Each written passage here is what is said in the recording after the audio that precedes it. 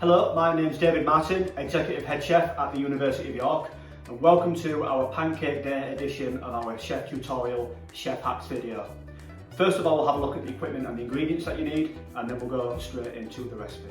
You will need 2 eggs, 200 ml of milk, 100 grams of plain flour, and a knob of butter. The equipment you will need is a non-stick frying pan, a whisk and a mixing bowl, a sieve, and a spatula. Okay, so British pancakes, very different from the American ones, which are quite thick and fluffy, and they have a rising agent in them. These ones, they're flat, very popular in Great Britain obviously, but popular all over the world. You can have them with a variety of different toppings and flavours. Historically, these pancakes, very basic, there's 3 key ingredients: flour, eggs and milk, and it was an opportunity to use the last of the store-covered ingredients before Lent, before a period of fasting.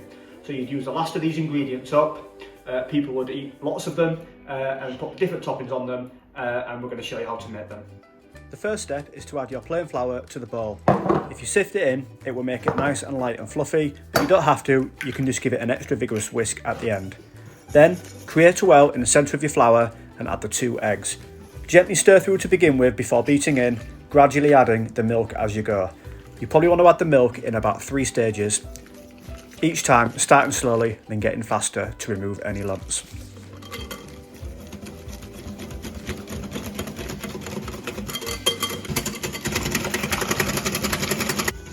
Then just melt your butter in the microwave before whisking in to enrich the batter. Right, okay, so we have our batter mix made. I've obviously enriched mine with a knob of butter, but you don't have to do that. But what I have got here is another larger piece of butter, and I'm going to show you what that's for right now. I have an 8-inch pan on the heat. I'm going to get that nice and hot. It's a non-stick pan, makes your life a lot easier. So I've got the pan, it's hot, and this bit of butter here, you can of course use oil, it's absolutely fine, but what I like to do is melt a bit of butter on there like that, and by doing it like that, you don't end up with too much butter in the pan. If you put a knob of butter in there and it melts, then you can end up with way too much butter in the pan, so just a little bit like that is absolutely fine.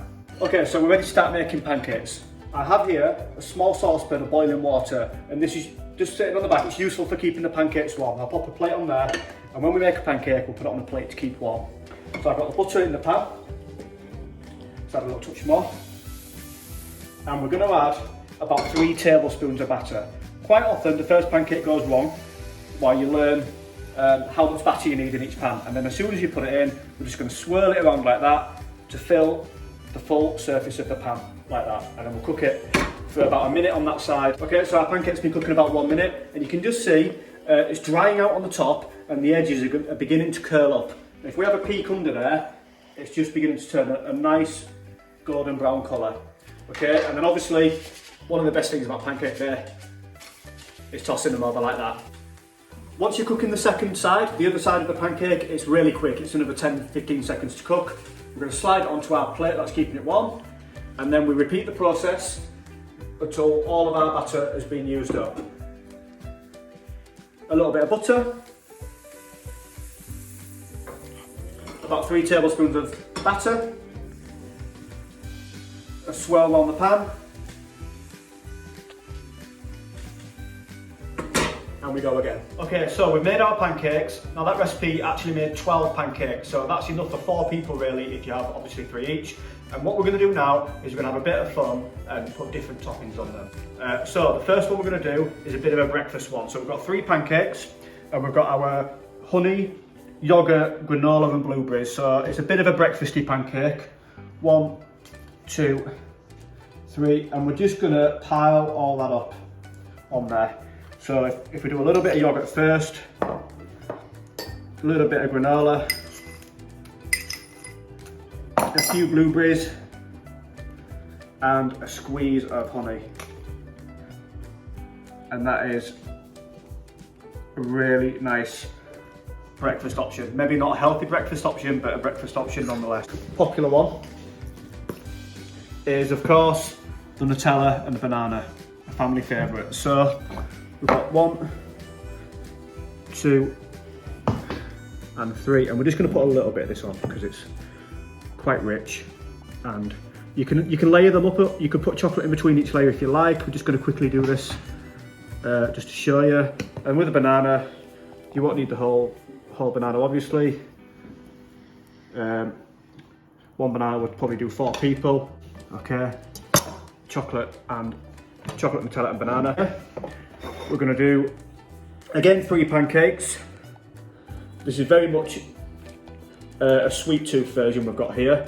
We're just gonna do a bowl of vanilla ice cream, and then we're just gonna put some of our favorite sweets on. I've got some little chocolate sweets here. I've got these lovely peanut butter Reese's Pieces, a few marshmallows, and then a salted caramel sauce. So like I say, very much one for a sweet tooth.